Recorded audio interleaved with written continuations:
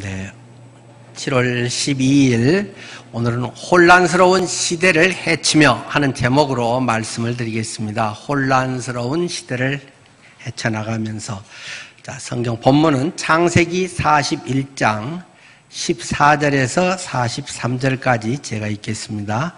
창세기 41장 14절부터입니다.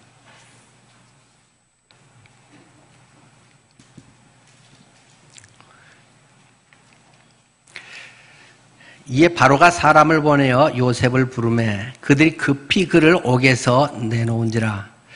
요셉이 곧 수염을 깎고 그의 옷을 갈아입고 바로에게 들어가니 바로가 요셉에게 이르되 내가 한 꿈을 꾸었으나 그것을 해석하는 자가 없더니 들은즉 너는 꿈을 들으면 능히 푼다 하더라. 요셉이 바로에게 대답하여 이르되 내가 아니라 하나님께서 바로에게 편안한 대답을 하시리이다. 바로가 요셉에게 이르되 내가 꿈에 나일 강가에 서서 보니 살찌고 아름다운 7 암소가 나일 강가에서 올라와 갈밭에서 뜯어먹고 그 뒤에 또 약하고 심히 흉하고 파리한 7 암소가 올라오니 그같이 흉한 것들은 애굽 땅에서 내가 아직 보지 못한 것이라. 이 파리하고 흉한 소가 처음에 7 살찐 소를 먹었으나 먹은 듯 하지 아니하고 여전히 흉하더라. 내가 곧 깨었다가 다시 꿈에 보니 한 줄기에 무성하고 충실한 7 이삭이 나오고 그 후에 또 가늘고 동풍에 마른 7 이삭이 나더니 그 가는 이삭이 좋은 7 이삭을 삼키더라. 내가 그 꿈을 점술가에게 말하였으나 그것을 내게 풀이해 주는 자가 없느니라. 요셉이 바로에게 아뢰되 바로의 꿈은 하나라. 하나님이 그가 하실 일을 바로에게 보이심이니이다. 7 좋은 암소는 7회요 7 좋은 이삭도 7회니 그 꿈은 하나라. 그 후에 올라온 파리하고 흉한 7 소는 7년이요 동풍에 말라 속이 빈 7 이삭도 7회 흉년이니 내가 바로에게 이르기를 하나님이 그가 하실 일을 바로에게 보이신다 함이 이것이라.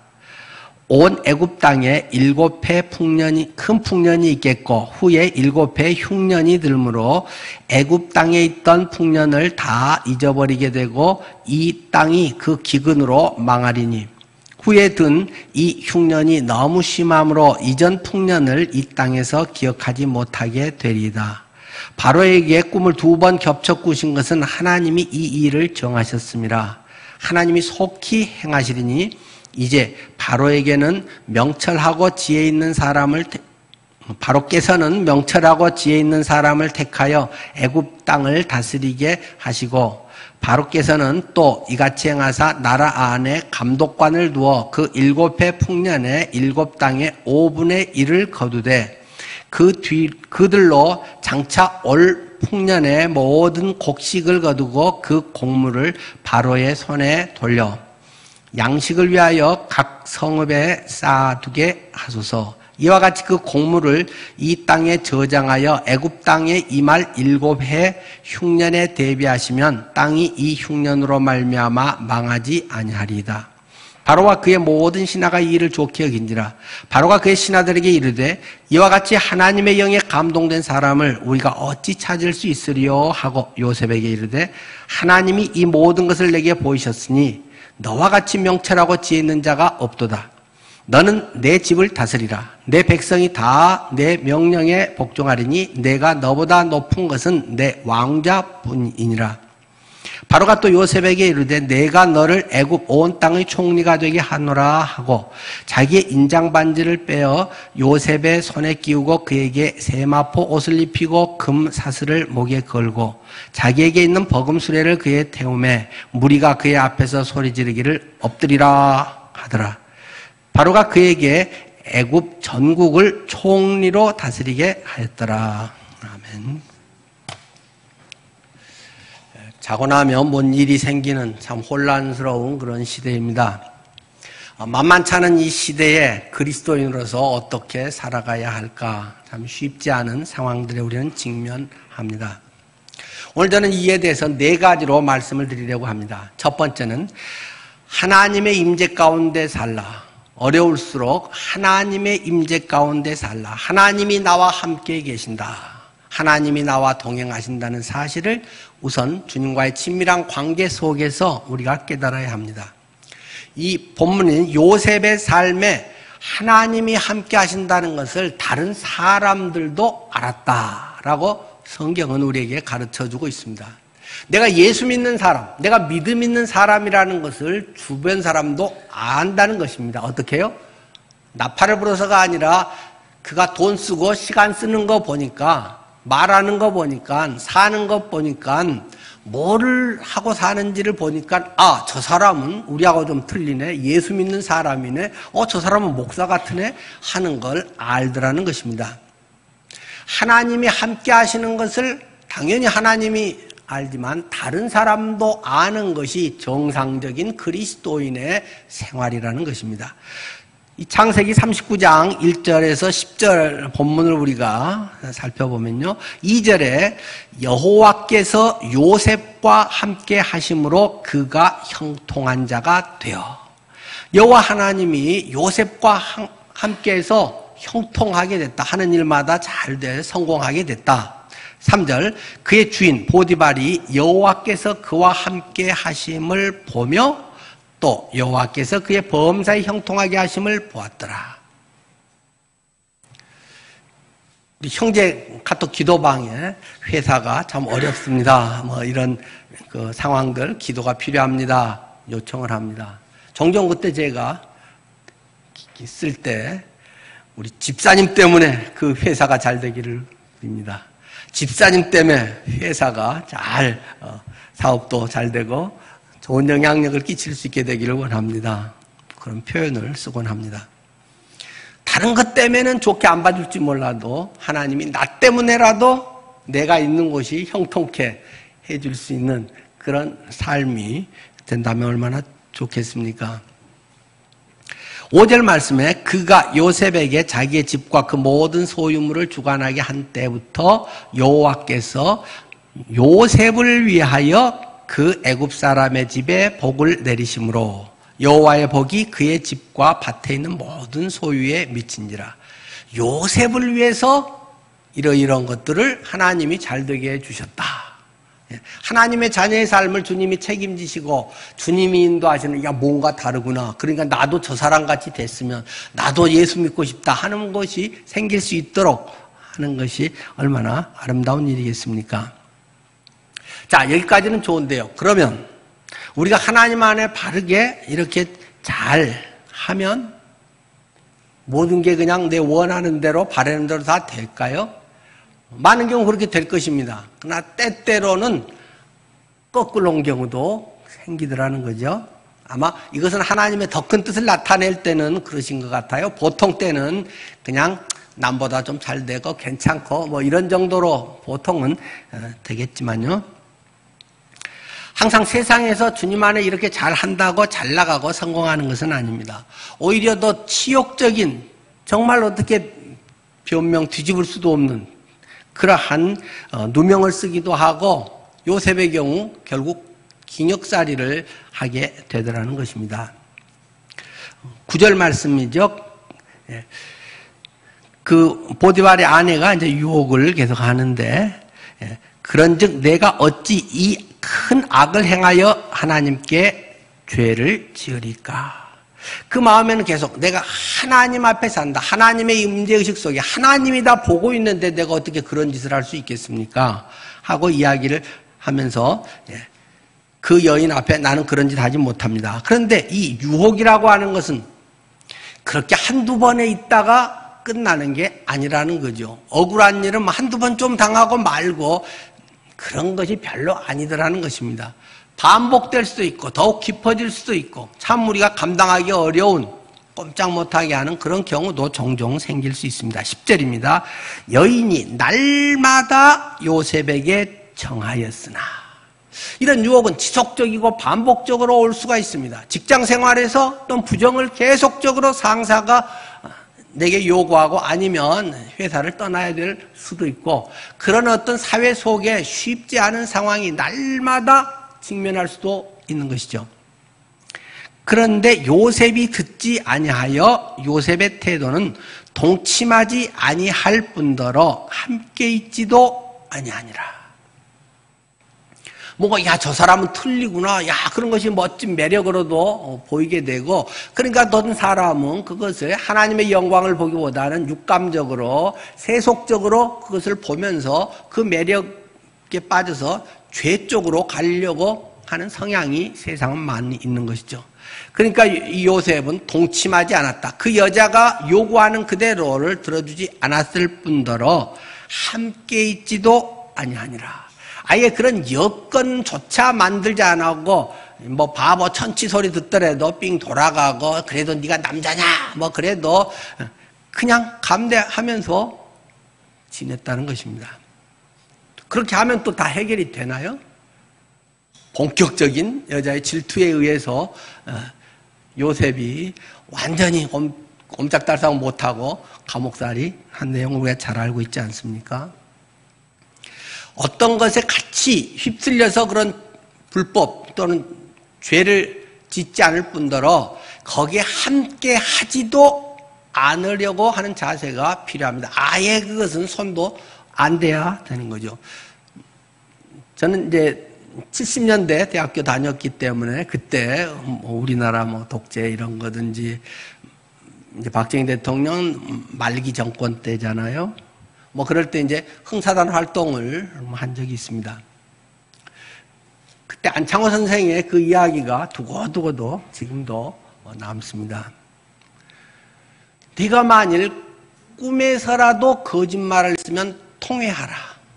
통탄해하면서 회개하라. 안창호 선생은 훌륭한 크리스찬이었잖아요. 지난번 미스터 션샤인 이병헌 씨 나오고 할 때 그 안창호 선생 나와서 같이 김태리하고 그런 어떤 돕고 독립운동에 대한 이야기도 같이 지난번 있었죠. 저는 20살 그때 참 좀 순수한 때라서 더 그랬겠죠. 꿈에서라도 네가 거짓말하면 가슴을 치고 회개해야 된다. 그때는 제가 하나님에서 좀 멀어져 있을 때였는데도 맞아. 지금도 역시 목회자는 그래도 진실이 목회자의 생명 아니겠습니까? 물론 진리가 생명이지만 진리를 진실하게 하지 않고 진리만을 그냥 이론으로 한다면 그것은 모독이죠. 진실하게 할 수 있도록 하고, 사람의 그런 연약한 부분들이 늘 상존하고 얼마든지 넘어가기 때문에 늘 조심하고, 꿈에서라도 그런 어떤 거짓이나 또는 음란이나 이런 것들에 대한 것이 스치면 일어나서 곧 회개합니다. 하나님, 아직도 제 속에 이런 더러운 것들이, 이런 욕망들이, 이런 욕심들이 도사리고 있네요. 겉으로는 전혀 그런 것이 없다 할지라도 하나님, 제 마음에 있는 이런 것 언제든지 할 수도 있는 그런 존재가 접니다. 하나님, 불쌍히 여겨 주십시오. 용서해 주십시오. 하고 바로 일어나면 회개 기도를 합니다. 그리고 그런 것은 아예 그렇게 되지 않도록 늘 조심하려고 합니다. 동침하지 아니할 뿐더러 함께 있지도 아니했다. 그런 사람들하고는 만나지도 되도록 말고, 그런 것에 무슨 같이 짜고 동행도 아예 안 하려고 하는 자세가 철저한 하나님의 자녀로서 거룩한 깨끗한 자녀의 삶을 살도록 우리는 해가야 될 것입니다.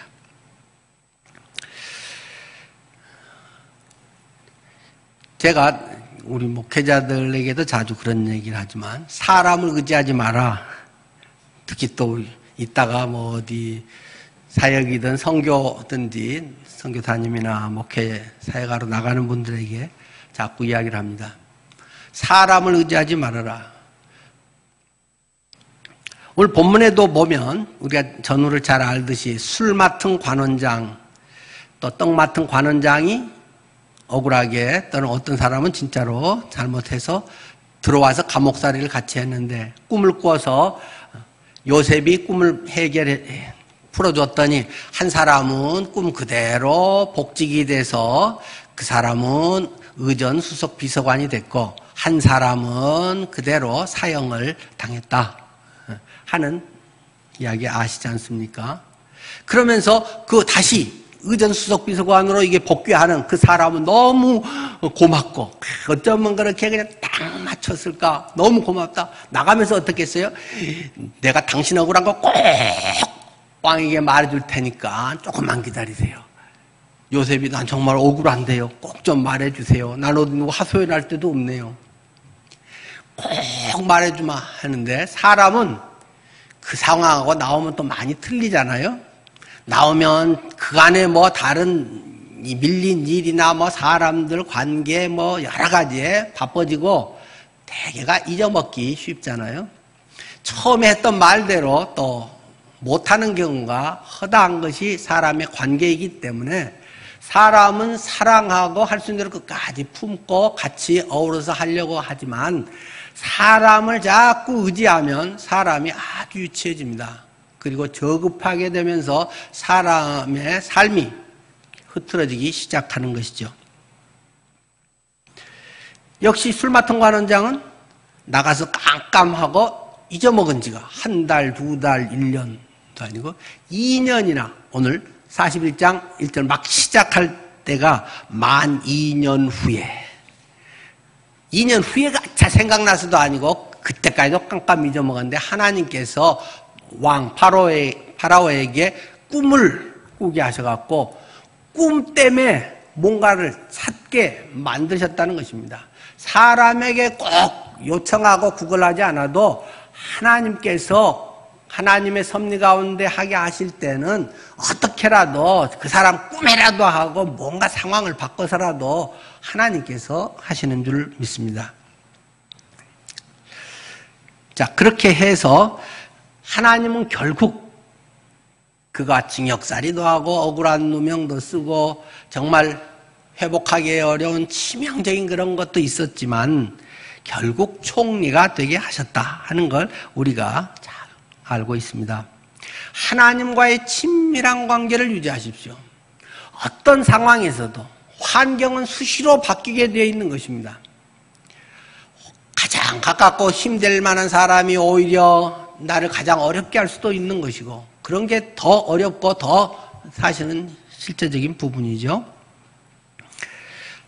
하나님과의 임재의식, 보디발이든지 옆 사람이 봐도 쟤는 하나님이 함께한 사람이네 하는 것을 볼 수 있도록 주님과 이러한 친밀한 관계, 주님의 임재 가운데 살아가라. 사람들 눈치 보면서 누가 뭘 어떻게 도움이 될까 어떨까 그런 유치한 삶을 살지 말고 하나님이 주관자이심을 기억하며 살라는 것입니다. 두 번째는 진정한 최고를 알라.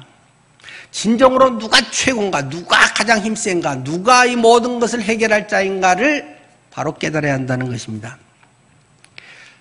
지금 나를 감옥에 가두고 나를 옥살이시키고 오해하고 배신감과 분노심에 나를 아주 미워했던 보디발, 거기 지금 감옥에 갇혀있기 때문에 대통령 경호실장의 감옥에서 빼내줄 사람은 거의 없는데 그보다 높은 사람이 있었다는 것이 순식간에 제시되고 있습니다.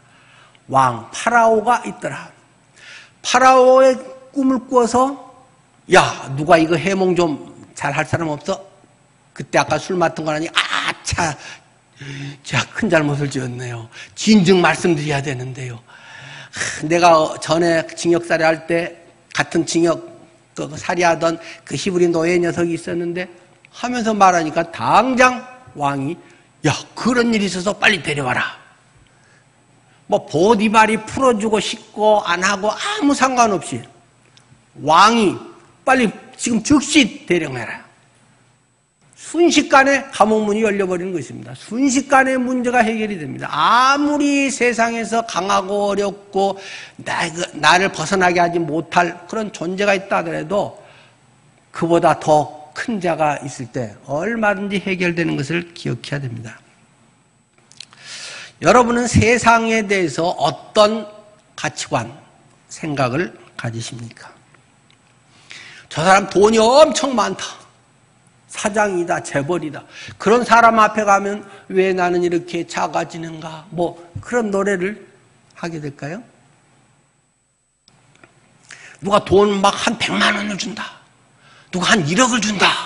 그러면 막 이것저것 정신없이 그냥 옳고 그름도 없이 막 한 10억 생기면 거기에 인생을 몰빵해가지고 사는, 혹시 그런 일이 생기지는 않을까요? 세상의 권력자 또는 뭐 승진을, 저 사람들 줄을 잘 서면 승진이 잘 된다. 뭐 금방 뭐 이렇게 해서 좋은 직장에서 뭐가 잘 되고 높아지고 그러면 편하게 떵떵거리고 살면서 폼 재고 내가 하고 싶은 것 할 수 있다. 그런 것이 대단한 것일까요? 그 시장님 어마한데 한순간에 완전히 아무 존재도 아닌 그런 대상이 될 수 있습니다. 국무총리가 뭐라고 하고 막 폼재도 한 방에 훅 가는 수가 있습니다.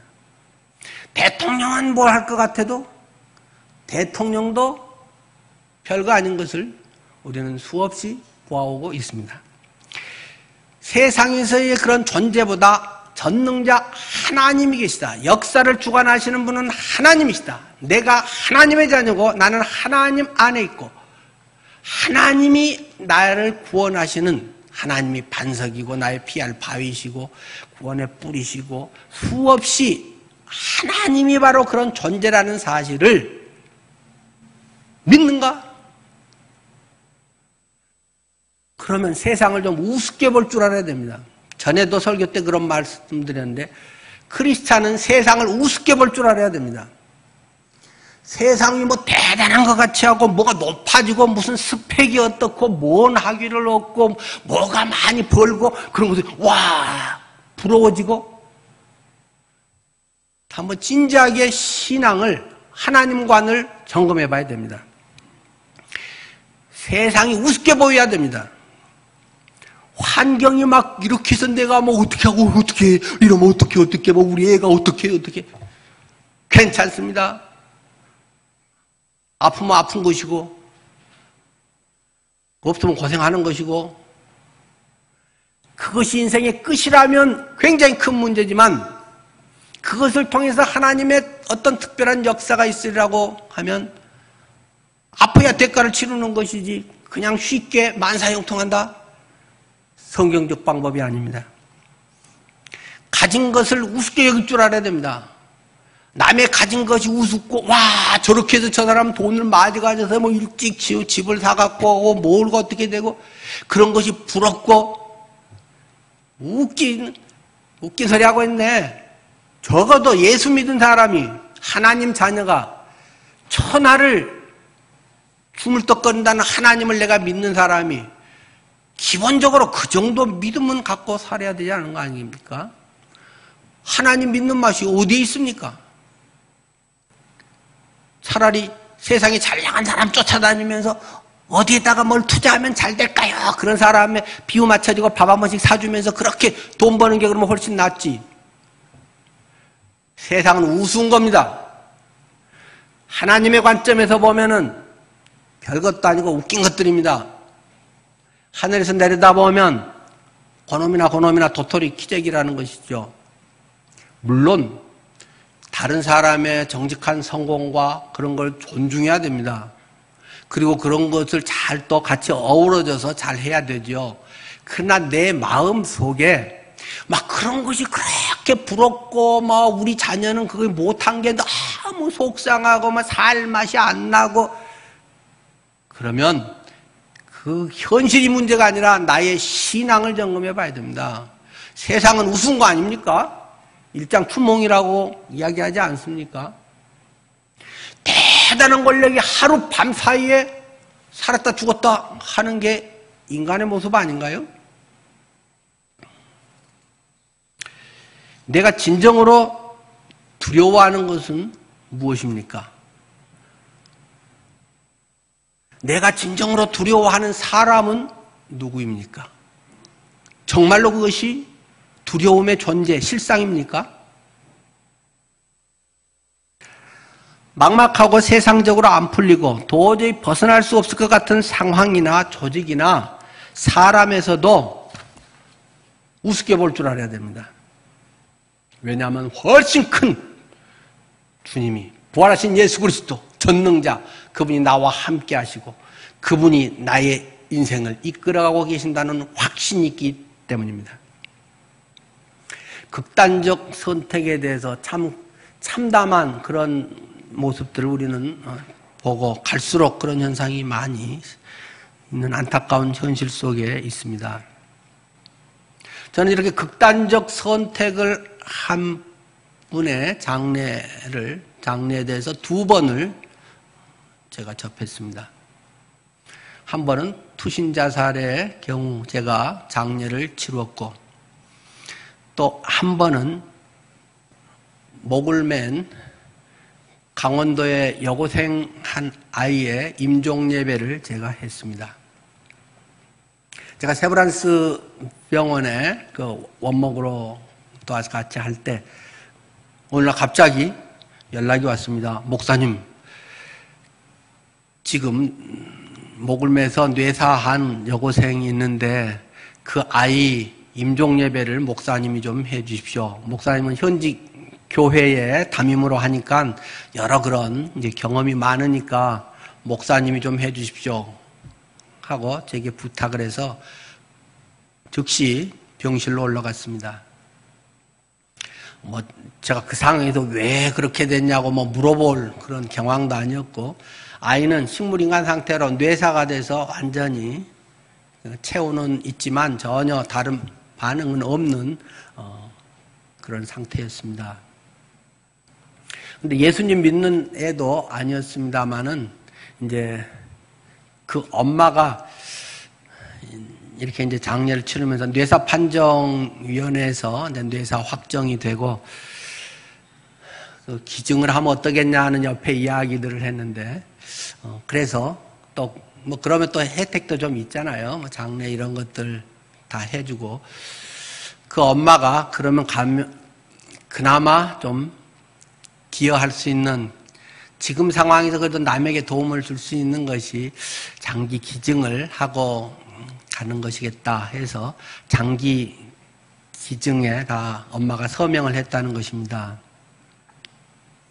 근데 안 믿지만 바로 그냥 그렇게 하기보다는 그래도 뭔가 목사님이 마지막 임종 예배를 해주면 마음이 좀 편할 것 같다. 그래서 찾아서 제가 임종 예배를 하러 올라간 것이었죠. 근데 사실 거기서 무슨 말을 할 수 있겠습니까? 지금도 그때 뭔 말했는지 아무 생각이 안 납니다. 근데 이제 한 가지 이런 생각이 들더라고요. 지금 이 아이 임종 예배가 끝나면 지금 그 밑에 층에 엘리베이터를 타고 이 애가 바로 이제 수술실로 내려가면 거기에서 그 아이가 아직 젊은 애니까 눈 이런 각막을 비롯해서 콩팥이라든가 심장이라든가 이제 이런 여러 가지를 이제 그 장기 이식을 위해서 이제 그것도 대기 순번들이 있대요. 그 등록하면. 그래서 이제 전국에 그 대기하고 있는 그 환우가 있는 병원에 그 장기를 가져가기 위해서 지금 이제 밑에 수술실에 다 대기하고 있다고 그러대요. 몇 팀이. 제가 이거를 이제 기도가 딱 끝나면 바로 내려가서 이 아이의 그런 장기를 다 떼서 이제 완전히 죽는데 내가 임종 예배를 길게 해야 되나 짧게 해야 되나 이런 엉뚱한 생각이 들더라고요. 할 말은 없고 거기에서 제가 천국에 가기를 원합니다. 그렇게 말하기도 어렵고 교회도 전혀 안 다닌 분들이기도 하고 그렇다고 거기서 지옥 얘기를 하겠습니까? 뭔가 할 말이 없어서 하여튼 뭐라고 때우기는 한 것 같은데 내 마지막 기도가 끝나는 순간 엘리베이터로 내려가서 이 아이의 장기가 다 나눠져서 전국에 기다리고 있는 사람에게 가는데 이 예배를 어떻게 해야 돼? 하여튼 그것 고민이었던 것만 지금은 기억이 납니다. 하여튼 두 번의 그런 극단적인 선택을 한 분들의 장례라든가 그런 임종 예배를 하면서 또 야, 인생은 마지막 잘 살아야겠다. 마지막에 참 아름답게 참 잘 섬기다가 돌아가시면 장래 온 분들도 기쁘고, 그나마 물론 아쉬움과 슬픔이 모든 장래는 있지만 그래도 참 나도 저분같이 살아야지 뭐 이런 게 있는데, 그렇지 않으면 정말 나중에 장래 한 사람들 난감한 상황이 되더라고요. 흔히 심리학자들은 이렇게 이야기하죠. 한 명만이라도 진정으로 그 사람을 사랑하고 속마음을 정말로 다 털어놓을 수 있는 사람이 한 명만이라도 있으면 자살을 하지 않는다 라고 보통 이야기를 합니다. 거기에 대해서 저도 상당 부분은 동의를 합니다. 그러나 제가 가까이 보고 고민하면서 보는 건 꼭 그렇지는 않는 것 같아요. 이런 심리학적인 문제, 감정의 문제 또는 우울증의 이런 문제뿐만 아니라 사회학적인 접근도 상당히 필요한 부분이라고 생각이 됩니다. 내가 지금 도저히 어떤 문제를 해결할 수 없는 상황에 있다. 내가 아무리 발버둥 치고 아무리 부모한테 이야기하고 옆에 뭐 도움을 청하고 해도 이 문제는 해결 안 된다. 그러면 사랑하는 사람이 있어도 엄마, 아빠 미안해, 사랑해 그렇게 유서를 써놓고 갈 수도 있잖아요. 뭐 이번 최숙현 어떤 그런 철인 3종의 아이라든지, 너 또 내가 빚이 뭐 한 50억 있다.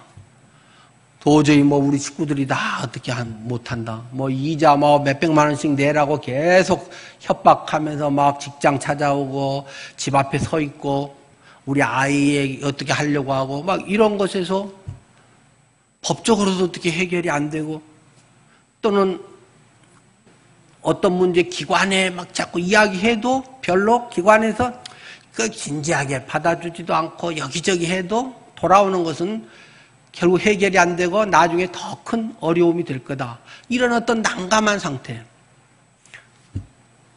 또는 잠깐의 뭐 실수였는데 뭐 성매매 이런 애들 같이 뭐 끌려 들어가서 같이 그 혼숙을 하면서 시키는 대로 나가서 성매매하고 돈 갖다 바치고, 도망가고 싶어도 집에 말하고 싶어도 또 그 아주 악질적인 애들은 니들 뭐 집 내가 다 알고 있어. 니들 부모조차 내가 찔러버릴 거야. 뭐 니 집 가서 불 질러버린다. 뭐 이렇게 협박하니까 부모에게 말도 못하고 10대 이런 애들이 완전 노예화돼서 하다가 세상을 끊는, 하직하는 그런 경우들도 있고요. 스스로 어떤 것에서 정말 내가 벗어날 수 없구나 할 때 죽음을 자초하는 경우들도 보게 됩니다. 때로는 어떤 누명을 쓰고 억울하고 탄원을 하고 도저히 안 되면 이 원수를 좀 갚아주세요. 이 죄를 꼭 좀 물어주세요.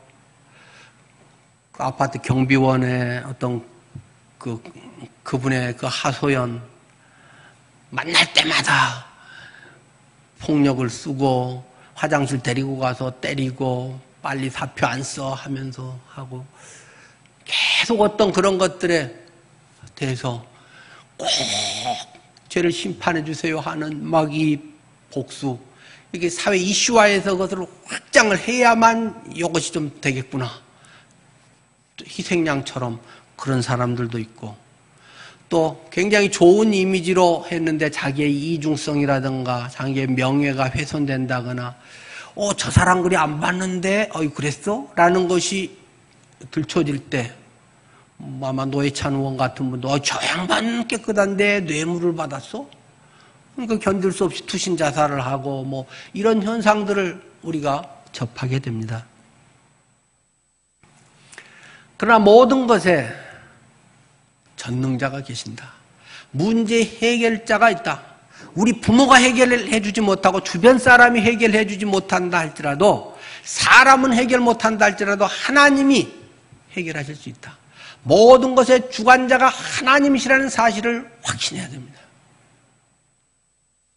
그게 무슨 코로나가 돼갖고 뭐가 전 분위기가 바뀌어서 될런지, 전쟁이 나서 뭐가 될런지, 뭐 갑자기 외국에 뭐가 어떻게 해서 될런지, 뭐 그 사람이 죽어버릴런지, 방법은 뭐 5만 가지 우리가 알 수 없지만은 얼마든지 주관자가 하나님이시고, 오히려 그것이 내게 훨씬 더 도약할 수 있는 계기로 만들 수도 있다는 사실을 믿음으로 바라보고 나아가야 할 것입니다. 세 번째는 지혜롭게 경영하라, 지혜롭게 운영하는 것이 필요합니다. 자칫 많은 믿음 좋다는 사람들이 하나님 해결해 주세요, 주님은 능력자입니다, 주님 해결할 줄 믿습니다, 그리고 그냥 끝인 경우가 많이 있습니다. 교회 안에서는 그런 사람들을 수없이 만납니다. 그냥 맨날 그냥 그렇게 삽니다. 그런 사람은 교회 안에서는 훌륭한 집사님 뭐하고 해도 별로 삶도 달라지지도 않고 기쁨도 별로 없고 그냥 그렇게 삽니다. 그러나 기도하면서 정말 하나님의 지혜를 간절히 구하고, 근데 하나님의 지혜 구하는 데까지는 많이 합니다. 그 다음에는 결단을 해야 됩니다. 결단하고 실천을 해야 됩니다.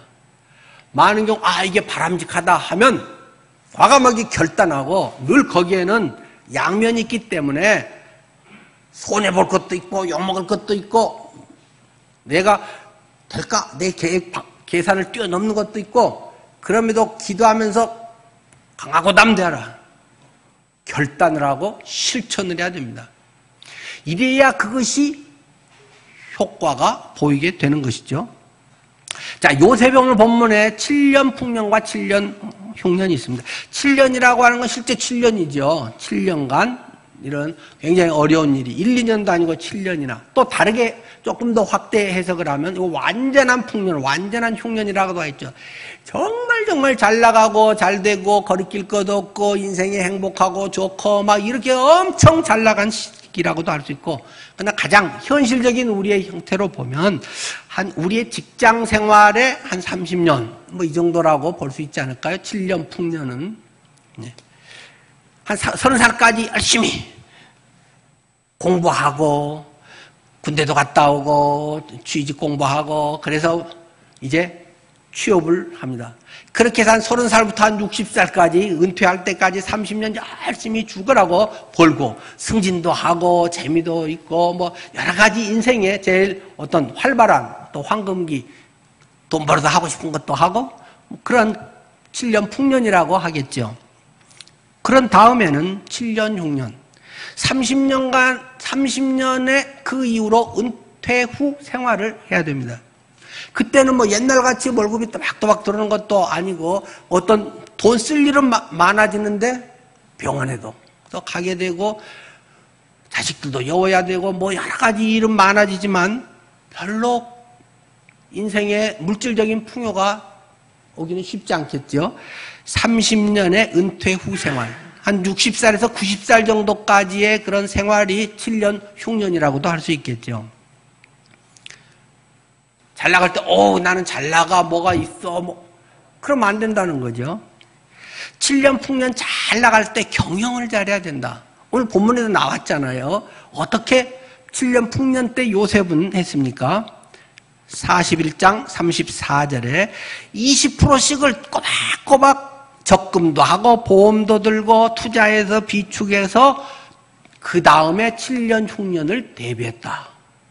성경에 5분의 1씩을 그렇게 했다. 20%씩을 적어도 내 잘 나갈 때, 할 수 있을 때 한 20% 정도는 저금도 하고 보험도 들고 그렇게 해서 투기는 하지 말고 어떤 투자해야 될 것도 있으면 또 아주 잘 지혜롭게 경영을 해서 법에 어긋나지 않는 선에서 잘 할 수 있는, 또 윤리에 어긋나지 않은 선에서 그걸 잘 운영하는 것은 지혜입니다. 실력입니다. 그냥 가만히 준비 안 하고 그러다가 없네, 주님이 알아서 하겠지, 그런 것은 별로 지혜로운 것이 아닙니다. 물론 그때 이제 중간에 아팠다든지 뭐 가정에 무슨 사고가 있다든지 특별한 일이 있으면 뭐 우리가 어떻게 계획대로 하겠습니까만은 일상적인 상황에서는 그것을 내가 할 수 있는 대로 최대한의 하고 싶은 것도 좀 참고 먹고 싶은 것도 좀 때로는 참고 그런 것들을 잘 비축하고 효율적으로 관리하는 이런 경제력, 그런 실력, 돈벌이 좋은 방안, 이런 것들도 필요하다는 것입니다.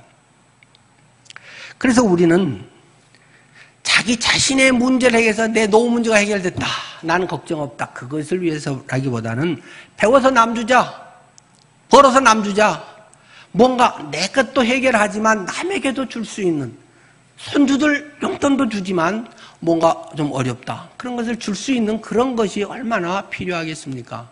우리 교회는 참 고맙고, 제가 착각인지 모르지만 그래도 내 목회가 영 엉터리는 아니었나 보다 하는 생각을 요즘 또 합니다.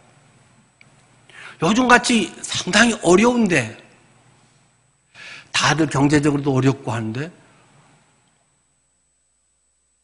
지정헌금들을 잘 하신단 말입니다. 누구에게 이거 좀 전해주세요, 누구 지정헌금 해서, 사실 그렇게 각자가 여유 있지 않을 텐데 몇십만 원씩을 이렇게 헌금함에다가 또는 통장에다가 입금을 자주 하십니다, 우리 성도님들이. 그래서 와, 고맙다, 야, 우리 성도님들의 신앙이 참 괜찮으시구나, 참 감사한 마음이 듭니다. 물론 줄 수 있는 게 또 더 좋겠지만, 공동체로서 누구나 줄 수 있을 때도 있고, 전혀 생각지 않았던 어떤 사고나 어려움으로 또 받아야 될 때도 있고, 다 그런 상황들이기 때문에 기꺼이 자존심 안 상하고 받을 수 있는 자세가 필요하고, 또 아낌없이 주려고 하는 자세, 또 은밀하게 섬기려는 그런 자세가 교회 공동체는 꼭 필요한 거 아니겠습니까? 하여간 크리스찬들도 이걸 잘 경영 관리할 수 있는 그런 자세가, 또 그런 방법, 실력들이 필요한 것이죠. 마지막 네 번째로는 하나님의 섭리에 맡기라는 것입니다. 하나님의 섭리에 맡기라. 요셉의 삶에 보면 초년고생 지질이 하더니 나중에 참 대박났네, 엄청 성공했네, 지금 그것을 말하고 싶어서 창세기에 적은 건 아니잖아요. 개인으로 보면 그것이 분명히 있지만, 요셉이 국무총리가 되는 이 출세, 이것은 가족을 구원하는 일이었다. 아버지 야곱을 애굽으로 모셔와서 70명의 가족들이 애굽에 정착해서 그 기근 때에 그들이 그것을 잘 이기고 앞으로 잘 살아갈 수 있는 그 기틀이 선발대로 온 요셉이 자리를 잘 잡아가지고 그걸 해냈다. 또 이집트라는 큰 나라가 자기를 믿고 맡겨준 그 파라오의 이름에 의해서 자기가 잘 경영을 해서 또 이집트가 그때를 잘 지나가게 됐다. 뿐만 아니라 성경에는 주변 나라들도 어려울 때 애굽에 와서 식량을 사서 그들의 굶어 죽을 상황들을 넘겼다.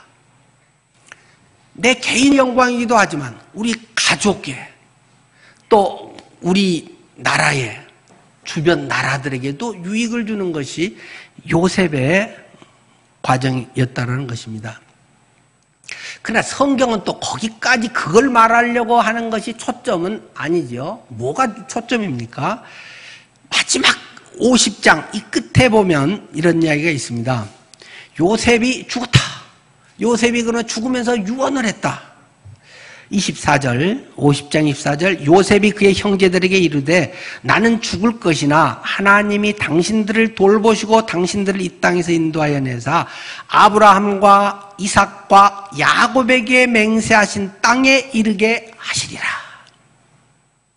나의 지금 이 과정은 아브라함, 이삭, 야곱, 이분들에게 약속하셨던 하나님의 언약이, 하나님의 섭리가 그들을 통해서 민족을 이루고 하나님의 백성으로서 하나님의 살아계심을 세상에 보이려고 하는 하나님의 그것을 이루는 기틀이 됐다. 안내자가 된 것이다. 그것을 지금 말하고 싶다는 것입니다. 그래서 그도 25절에 나를 잘 이게 해달라 뭐 그런 것보다도 당신들은 이스라엘 자손에게 맹세시켜 이르기를 당신들은 여기서 내 해골을 메고 올라가겠다고 꼭 약속하고 지켜주시오. 내 시신을 나중에 언젠가 우리가 이곳을 떠나게 될 텐데 꼭 잘 냈다가 이제 미라를 만들었잖아요. 그렇게 해서 잘 놔두다가 나갈 때 꼭 잊어먹지 말고 나를 가나안 땅에 우리 할아버지들 계신 아브라함의 아내 사라가 죽었을 때 맨 처음에 마련했던 하나님이 너는 너의 본토 친척 아비집을 떠나서 내가 내게 지시할 땅으로 가라 한 그 지시할 땅인 가나안 그곳에 이건 하나님이 약속한 것이야 정도가 아니라 돈 주고 막벨라구를 사서 돈 들이고 시간 들여서 대가를 지불하고 사서 사라를 그곳에 장사를 했다는 것입니다. 그리고 그 식구들을 또 하나씩 장사를 했던 그곳에 나를 꼭 데려가다오. 이것이 수백 년 후에 이루어지잖아요. 400년 후에 이스라엘이 출애굽을 해서 그때 성경에도 요셉의 시신을 그때 잊어먹지 않고 몇백 년이 지나면 뭐 몇 대 몇 대 하고 다 잊어먹을 것 같은데 바로 그냥 그 살아있던 식구들 몇 년의 일이 아니라 몇백 년 후의 일인데 그렇게 해서 가나안 땅에 오게 되는 그것은 무엇입니까? 출애굽의 기틀을 요셉은 마련한 것이죠. 왜 꼭 그래야 됩니까? 그래야 되는 것입니다. 여기가 내게 앞으로 살 거고 하나님의 약속의 땅이다라고 아브라함을 했지만 아브라함은 힘이 없단 말입니다.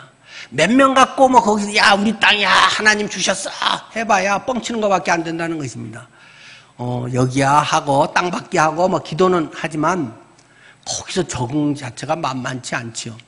그러나 거기에 무덤을 해서 찜 해놨어 여기 하고 뭔가 하나 근거 점 하나 딱 찍어놓고 그런 다음에 그들을 이겨면서 쫓아내면서 살기 위해서는 수백만 명의 민족이 돼야 그들의 영향을 덜 받고 쫓아내며 살아갈 수가 있다는 것입니다.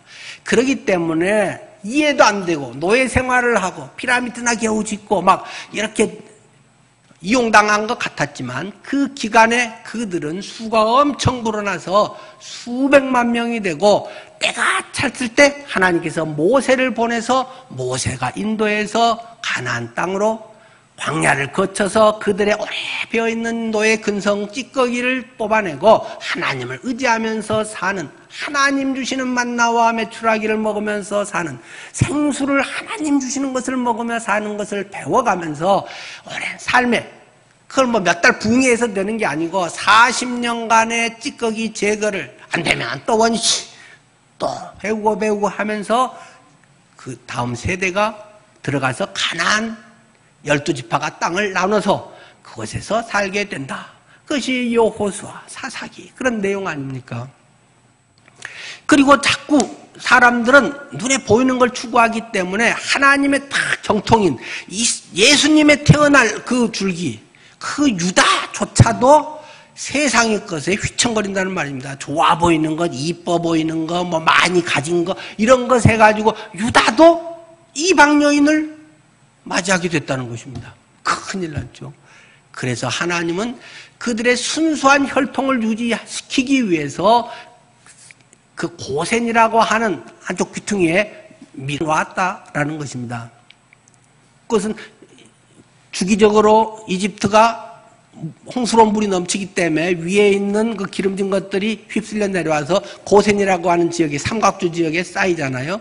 그러니까 거기에 풀이 엄청 목초가 엄청 잘 되기 때문에 목축을 주업으로 하는 이스라엘 백성들이 거기서 충분히 기르면서 자기들의 영역을 확보할 수 있었다.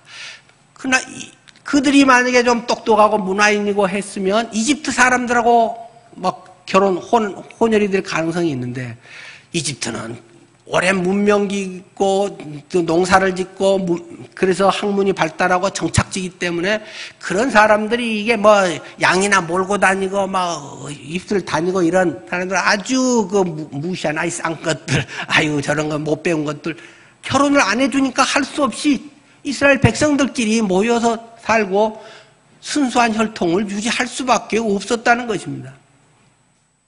그래서 하나님이 혼혈이 안 된 순수한 유태인으로서 다시 해서 가나안 땅으로 돌아오게 하는데 지대한 영향이 요셉을 통해서 이루어지는 것입니다. 요셉 하나가 승리했습니다. 뭘 어떻게 해서 잘 살게 됐습니다가 아니라 그것을 통해서 하나님의 놀라운 섭리가 이루어졌다. 우리의 모든 삶의 고난이 아이고 누가 나를 이렇게 하는 것도 좀 신경 쓰이고 귀찮은 일이긴 하지만 하나님의 섭리에 맡겨야 됩니다. 그것을 바라보고 진득하게 때로는 바보처럼 너는 속도 없냐? 그렇처럼 때로는 당해야 될 것 다 당하면서도 하나님을 의지하고 무던하게 하나님 어떤 뜻이 있어서 그런가요? 하고 나아가는 자세가 필요하다는 것입니다. 네 가지를 말씀드렸습니다. 혼란스러운 시대를 헤쳐나가기 위해서는 첫째 하나님의 임재 가운데 살라.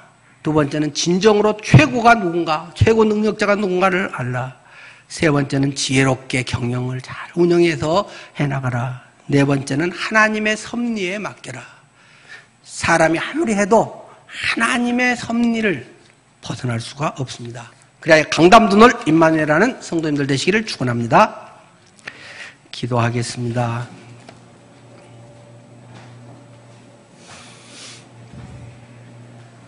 어려움은 숨쉬고 밥 먹고 살아가는 동안 누구에게나 아프고 속상하고 관계 틀어지고 어려운 일은 누구에게나 정도 차이지만 다 있기 마련입니다.